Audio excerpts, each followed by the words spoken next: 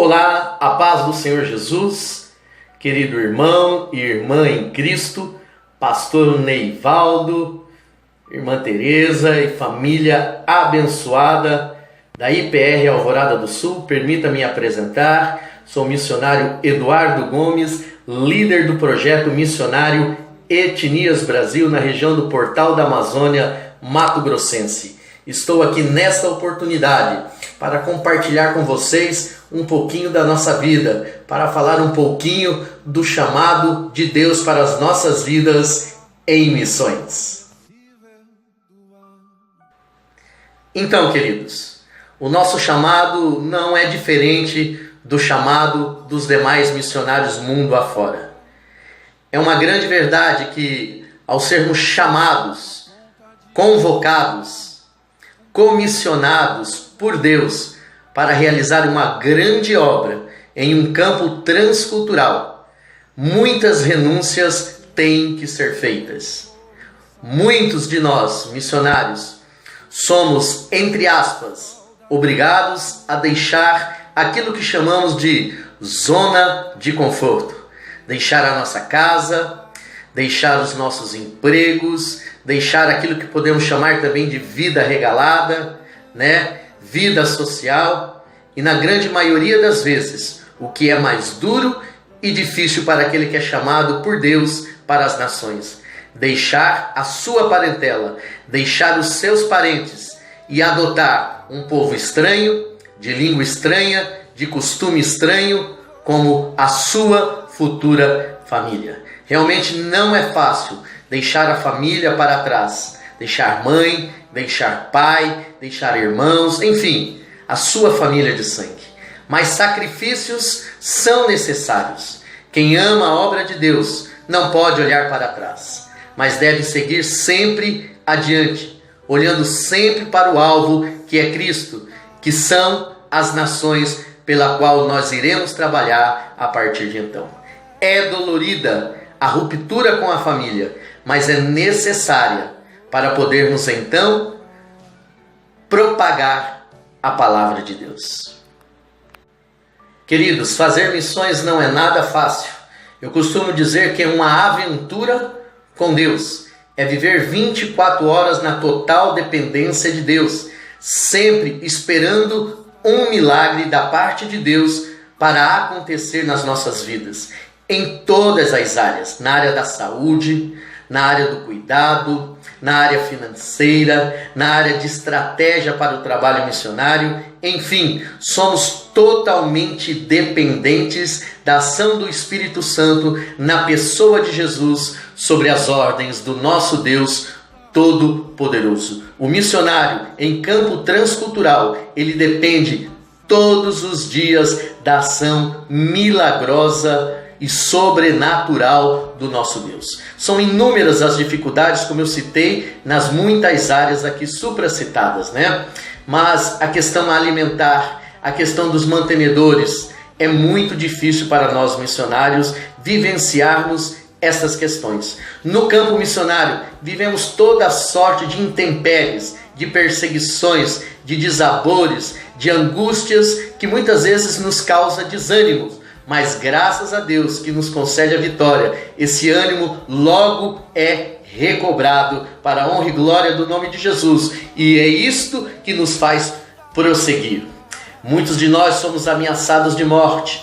Muitos de nós somos perseguidos por feiticeiros, por pessoas dominadas pelo espírito do mal, que perseguem aqueles que propagam o evangelho do nosso Senhor Jesus Cristo. Mas em todas essas dificuldades, quer sejam materiais, quer sejam através de perseguições e outras situações no mundo espiritual, em todas elas, nós somos mais do que vencedores em Cristo Jesus.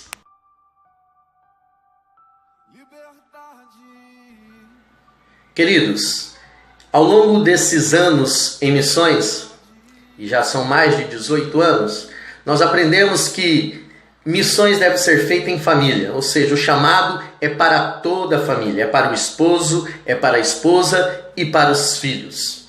E muitas vezes o casal de missionários tem dificuldade em expor os seus filhos no campo missionário.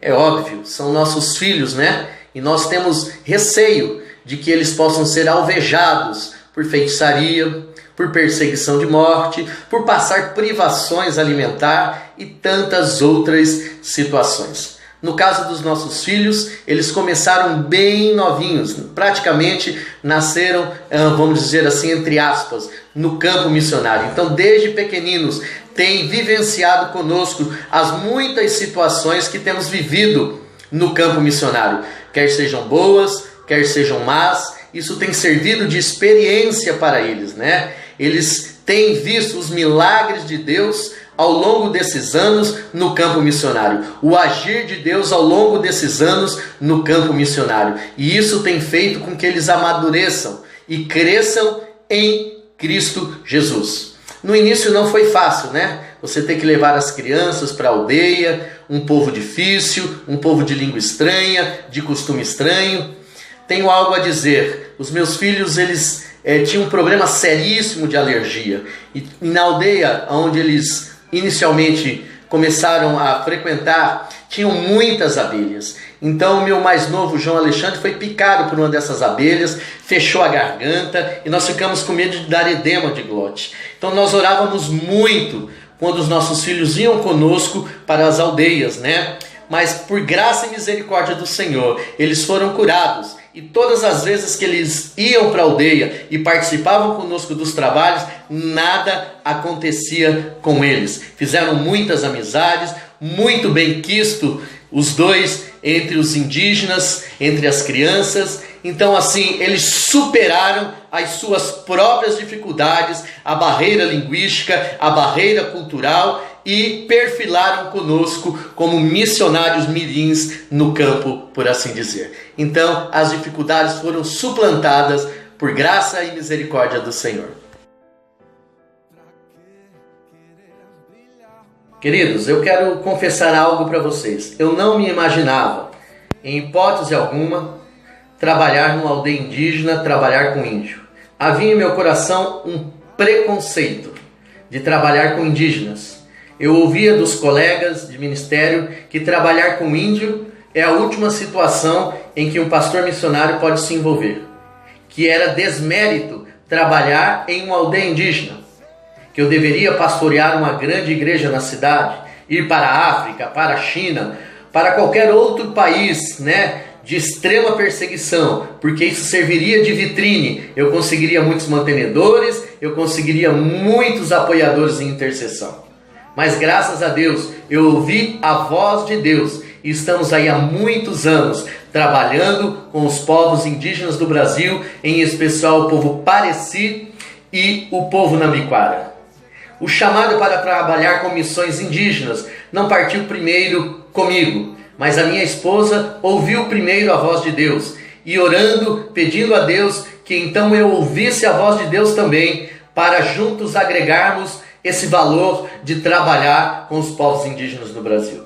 No primeiro momento, nós trabalhamos através de Jocum, na Fundação Educacional Missionária Buriti, em Chapada dos Guimarães, onde ali eu co-administrava uma grande fundação, né, missionária da Igreja Presbiteriana do Brasil. Depois, num segundo momento, nós fomos para a cidade de Porto Velho, Rondônia, onde ali trabalhamos também em Jocum, na base missionária de Jocum, e também com aquilo que chamamos de grupos underground. Nós trabalhamos no bairro Cainágua, com prostitutas, homossexuais, trabalhamos também com missões urbanas, ali nas praças e nos guetos, ali de Porto Velho. Só depois então é que nós ouvimos o chamado de Deus em definitivo para trabalhar com missões indígenas. Ou seja, o meu chamado foi acontecendo paulatinamente e já perdura há muitos anos, conforme eu disse para vocês. A minha esposa recebeu o chamado primeiro para missões, em especial com os povos indígenas. Nós recebemos ao longo desses anos vários convites. E bem no início do ministério, nós recebemos o convite para trabalhar em Goa, na Índia. E também tínhamos o sonho, entre aspas, de trabalhar na África. Mas Deus chamou, falou, convocou e colocou de uma forma muito forte e ardente no coração da minha esposa para trabalhar com povos indígenas no Brasil. Então o chamado veio primeiro da parte dela, através dela e depois para toda a família. E hoje juntos trabalhamos para a honra e glória do nome de Jesus com os Parecis e com os Nambiquaras. Liberdade.